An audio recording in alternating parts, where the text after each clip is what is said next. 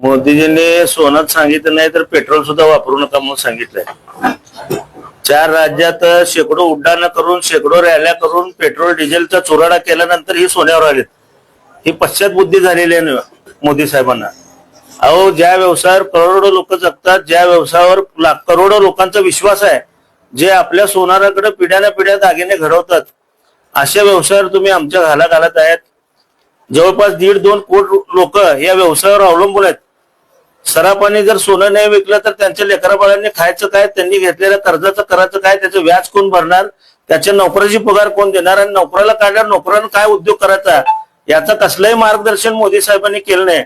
मोदी साहेब, तुम्ही हिंदू धर्माचा फार पुरस्कार करता, परंतु गळ्यात अर्धा ग्रॅम असू दे किंवा 1 ग्रॅम असू दे, त्याची वाटी मणी मंगळसूत्र घातल्याशिवाय आपल्या हिंदू लोकांचा संसार सुरू होत नाही। अशा हिंदू धर्माच्या पवित्र मंगळसूत्रावर देखील तुम्ही घाला घातलाय।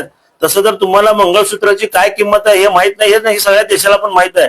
त्यामुळे आमची जी काय उपजीविका आम्ही कष्ट करून खातो, आम्ही कुणाच्या चोऱ्या करत नाही, आज हॉलमार्किंगचे दागिन्याशिवाय आम्ही धंदा करत नाही।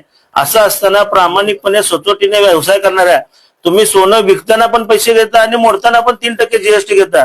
एवढा महसूल कुठल्याही व्यवसायात मिळत नाही, कारण जिथं सोनं विक्री केली जाते तिथं जेव्हा खरेदी केलं तेव्हा 3% म्हणजे डबल मिळते गव्हर्नमेंटला। असं असताना तुम्ही करोडो लोकांच्या पोटावर पाय द्यायला निघालेला, हा पश्चात बुद्धी आहे आणि हा पंतप्रधान मोदींचा पराभव आहे। या वाक्यातच या पंतप्रधानांचा पराभव झालेला दिसतोय। देशाचा पंतप्रधान जर इथल्या सामान्य नागरिकांना म्हणत असेल की पेट्रोल डिझेल वापरू नका, सोनं 1 वर्ष खरेदी करू नका, सगळ्यात मोठा पराभव आहे। आज यांचा देशाचे खासगीकरण करण्याचा प्रयत्न चालू आहे, तशाच पद्धतीने हा यांचा निर्णय आहे।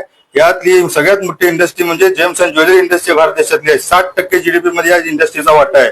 तर हा यांचा डोळा या अदानी आणि अंबानीच्या घशामध्ये का अडाणीच्या घशामध्ये घालायचा आहे का, हा प्रश्न आम्हाला सामान्य वापरणं पडलेला आहे।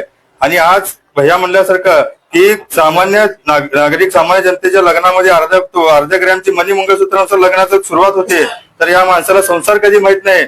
आणि या माणसाने जर असे निर्णय जर देशांवर लोकांवर लागू करत असेल तर, आणि लोकांना याचं देणं घेणं काय की डॉलर आणि परकीय चलनाशी सामान्य लोकांचे काय देणं घेणं आहे, हे तुमचा विषय आहे। यामध्ये जनतेवर का तुम्ही हे करता, तर अजिबात हे चुकीचं वक्तव्य आहे। आणि देशामध्ये 80 ते 90 लाख लोक या क्षेत्रामध्ये काम करतात, त्यांच्या उपासमारीची वेळ येऊ शकणार आहे आणि हे देशाला परवडण्यासारखं नाही आहे। आणि या इंडस्ट्रीमध्ये अनेक सुरत मधले लोक, गुजरात मधले लोक काम करतात आणि हे पंतप्रधान गुजरात मधनं येतात।